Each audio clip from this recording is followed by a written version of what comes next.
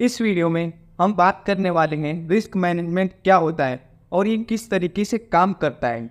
अगर आप इस वीडियो को एंड तक देख लेते हैं तो आपको भी बहुत अच्छे से रिस्क मैनेजमेंट समझ में आ जाएगा।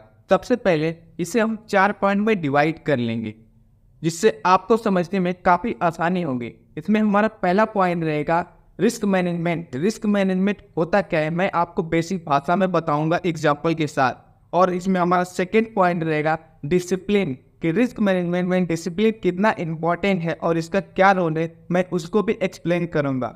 और इसमें थर्ड पॉइंट रहेगा कैलकुलेटेड रिस्क, कि हमें पर ट्रेड अपने रिस्क को कैसे कैलकुलेट करना है, कैसे मैनेज करना है। और इसमें हमारा लास्ट और फोर्थ पॉइंट रहेगा विदाउट रिस्क मैनेजमेंट, कि अगर हम बिना रिस्क को मैनेज किए ट्रेड को करते हैं तो उससे हमारी ट्रेड पे क्या इम्पैक्ट पड़ता है, कितना लॉस होता है, कैसे हमारा साइकोलॉजी गड़बड़ हो जाता है, हम अब आपको सब कुछ एक्सप्लेन करेंगे। फर्स्ट पॉइंट रिस्क मैनेजमेंट, इसे हम एक छोटे से एग्जांपल के थ्रू समझेंगे कि रिस्क मैनेजमेंट होता क्या है। इसमें दो पर्सन है, पर्सन ए और पर्सन बी। इन दोनों के पास सेम कैपिटल है 50-50 हज़ार रुपये, और ये दोनों एक छोटा सा बिजनेस स्टार्ट करते हैं जो कि है सब्जी बेचने का। यहाँ पे पर्सन ए जो है अपनी पूरी कैपिटल 50,000 को एक बार में इन्वेस्ट कर देता है, और जो पर्सन बी है वो अपनी कैपिटल में से 10,000 इन्वेस्ट करता है, जो कि 40,000 को अपने रिस्क को मैनेज करने के लिए सेव कर लेता है। यहीं पे इन दोनों को अपनी सब्जी को 2 दिन के अंदर सेल करना होता है, नहीं तो वो सब्जी 3 से 4 दिन में खराब हो जाएगी। और यहाँ पे जो पर्सन बी है वो उसने अपनी सब्जी को 2 दिन में सेल कर दिया, जिसका टोटल अमाउंट आया 16,000 रुपये, और इसने इन्वेस्ट किया था 10,000 रुपये। इसका जो नेट पीएनएल आएगा वो 6,000 रुपये आएगा पर्सन बी का। वहीं पे जो पर्सन ए है उसने 50,000 की कैपिटल इन्वेस्ट की थी, और इसने 2 दिन में 10-10 हज़ार की सब्जी बेची, जिसका टोटल अमाउंट आता है 20,000 रुपये। लेकिन इसका जो नेट पीएनएल आएगा वो 30,000 लॉस में आएगा, क्योंकि इसने 50,000 रुपये इन्वेस्ट किए थे और 20,000 रुपये इसने केवल अर्न किए, जिसके कारण इसका जो पीएनएल होगा वो माइनस में होगा। दोनों के पास सेम कैपिटल थी, दोनों ने सेम बिजनेस स्टार्ट किया, बट पर्सन ए और पर्सन बी में ये अंतर है कि पर्सन बी ने अपने रिस्क को मैनेज किया, वहीं पर्सन ए ने अपने रिस्क को मैनेज नहीं किया। ये बहुत ही अच्छा एग्जाम्पल है हमें रिस्क मैनेजमेंट को समझने का किसी भी फील्ड में। अगर हम रिस्क को मैनेज करें तो हम छोटी से छोटी कैपिटल से भी अच्छा अमाउंट बना सकते हैं। वहीं पे अगर हम अपने रिस्क को मैनेज नहीं करें तो हम बड़े से बड़े अमाउंट को इन्वेस्ट कर भी लॉस में रहेंगे। अब इस सेकेंड पॉइंट डिसिप्लिन में हम समझेंगे कि अब इस पॉइंट में हमें अपने रिस्क रिवॉर्ड को कैसे मेंटेन करना है। यहाँ पे हमारा जो रिस्क रिवॉर्ड रहेगा 1:3 का रहेगा। वहीं पे इसमें हमारी जो एक्यूरेसी होगी वो हमारी मिनिमम होगी। इसमें हम 60% ट्रेड में लॉस करेंगे, और जो हमारा प्रॉफिट होगा वो केवल 40% ट्रेड में होगा। इसे हम पर डे के हिसाब से देखें तो हमें पर डे 3 ट्रेड करना है, जिसमें से हमारा टोटल जो आएगा वर्किंग 5 डे का वो 15 ट्रेड आएगा, जिसमें हम 9 ट्रेड में लॉस कर रहे हैं और केवल 6 ट्रेड में प्रॉफिट कर रहे हैं। लेकिन जो हम 9 ट्रेड में लॉस कर रहे हैं वो 1:3 के एक्यूरेसी पे हमारा जो लॉस होगा वो 90% होगा, क्योंकि पर ट्रेड मेरा 10% लॉस है।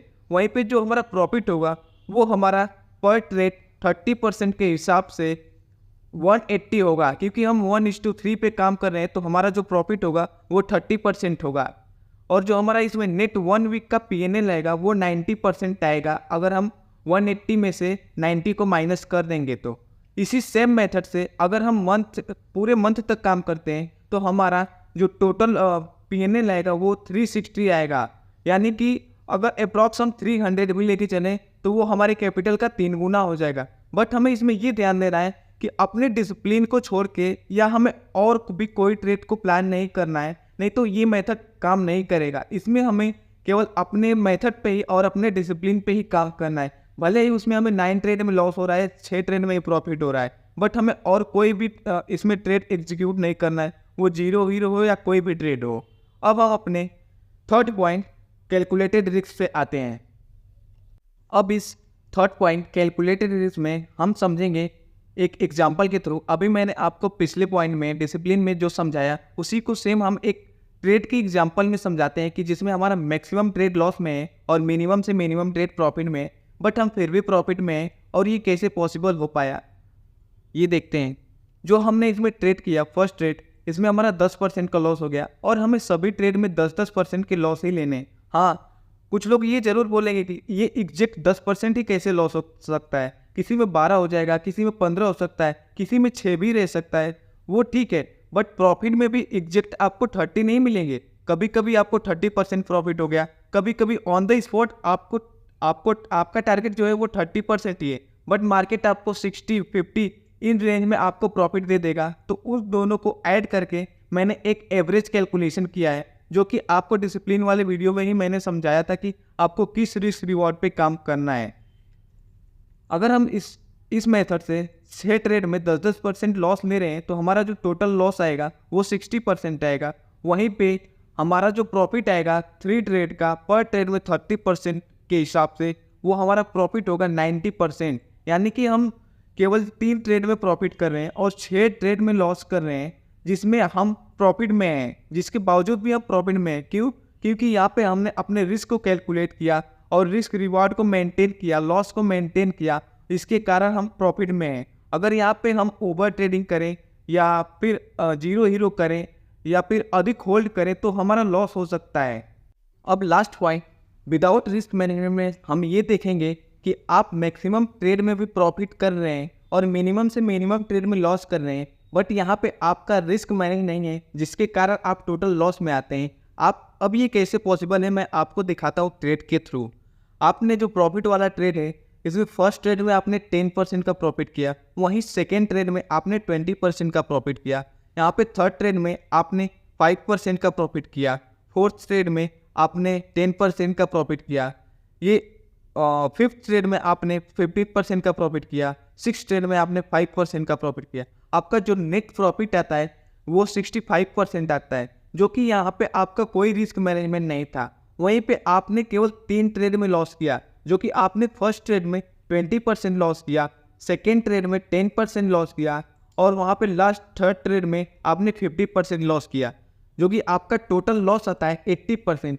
और वो ये लॉस केवल 3 ट्रेड का है, आप ये ध्यान दीजिए, ये लॉस केवल 3 ट्रेड का है, जो कि 80% है। वहीं पे आपने 6 ट्रेड में प्रॉफिट किया है, 6 ट्रेड में प्रॉफिट होने के बाद भी आपका नेट लॉस में आ रहा है। अब ये क्यों हो रहा है? यहाँ पे आपने अपने रिस्क को मैनेज नहीं किया है। अगर यहाँ पे आपने पर ट्रेड 10% लॉस लिया रहता, वहीं पे पर ट्रेड 30% का प्रॉफिट लिया रहता, तो ये इतना प्रॉफिट होता और इतना लॉस हो जाता, उसके बाद भी आप प्रॉफिट में रहते। क्यों? क्योंकि यहाँ पे आपका रिस्क मैनेज रहता है, रिस्क डिसाइड रहता है और प्रॉफिट भी आप प्रॉफिट के लिए आप थोड़ा होल्ड भी कर पाते, क्योंकि आपको मैंने पहले पॉइंट में बताया था कि आपको 1:3 के रेशियो पे काम करना है। यहाँ पे आपने ना कोई 1:3 के रेशियो पे काम किया है, ना ही यहाँ पे कोई आपने अपने रिस्क को मैनेज किया है। आपको ये बहुत एक छोटा सा पॉइंट लगता होगा कि रिस्क मैनेजमेंट क्या होता है। अगर आप अपने रिस्क को केवल मैनेज कर लें तो प्रॉफिट ऑटोमेटिक होगा। जितने भी बड़े ट्रेडर या इन्वेस्टर होते हैं, किसी को कुछ भी नहीं पता होता है कौन सा उनका ट्रेड सही होगा, कौन सा गलत होगा, बट वो अपने रिस्क को मैनेज करते हैं, अपने रिस्क को लिमिट में रखते हैं।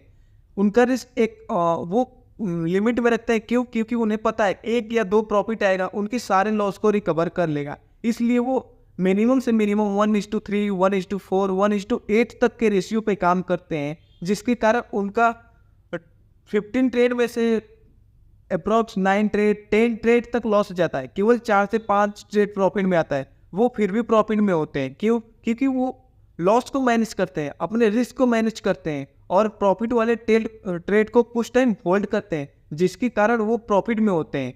अगर आप भी अपने रिस्क को मैनेज कर लेते हैं तो आप डेफिनेटली धीरे धीरे ही सही प्रॉफिटेबल हो जाएंगे। अगर ये मेथड आपको इससे पहले का सारे कैलकुलेशन समझ आई हो तो आप इसको बैक टेस्टिंग भी कर सकते हैं, जिसका रिजल्ट आपको खुद दिखेगा। अगर वैसे भी नहीं हो रहा है आपसे तो आप इसको लाइव मार्केट में 1 से 2 महीना किसी एक सेटअप पे इस एक्यूरेसी पे काम करके देखिए, आपको रिजल्ट खुद दिख जाएगा कि पावर ऑफ रिस्क मैनेजमेंट क्या होता है। और 95% ट्रेडर जो आज के डेट में सबसे है, सबने इसी रेशियो पे काम किया है, इसी मेथड पे काम किया है।